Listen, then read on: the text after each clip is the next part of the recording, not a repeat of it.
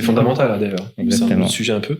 Ouais. Donc, du coup, pour revenir un peu sur l'identité, là, j'ai envie de me mettre à la place de celles et ceux qui nous regardent et qui sont en Belgique ou en France et qui sont d'origine étrangère, pas nécessairement d'origine nord-africaine exclusivement, mais d'origine étrangère, et qui souhaitent s'épanouir dans un pays où ils ont peut-être des challenges, où ils essaient finalement de se trouver, parce que ça, c'est un peu ton cas aujourd'hui, mais c'est un cas plus particulier, toi, Iyad, mais c'est le cas malgré tout de pas mal de gens qui peuvent être nés dans un pays en question, je l'évoquais tout à l'heure, mais qui souhaitent, qui estiment qu'ils sont pas nécessairement encore vraiment implémentés, même si ça peut être le cas administrativement, tu vois.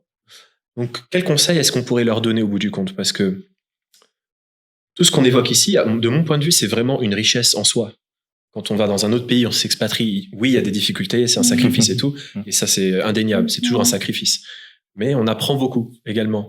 Une nouvelle langue, une nouvelle culture, on s'ouvre au monde. Et je pense que de manière générale, l'état d'esprit, en fait, change d'une certaine manière. On voit les gens différemment. On pose moins jugement sur les autres qui sont...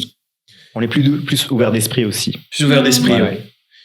Et je pense que, à mon avis, ça peut manquer dans des pays soi-disant de référence en Occident, où on manque de ça vis-à-vis de la population de manière générale et ce regard qu'on porte vers des personnes qui viennent du monde entier, parce qu'on vit dans un monde globalisé et peut-être qu'on devrait s'enrichir de ce point de vue-là un tout petit peu plus pour construire un certain apaisement dans les sociétés multiculturelles et favoriser le vivre ensemble.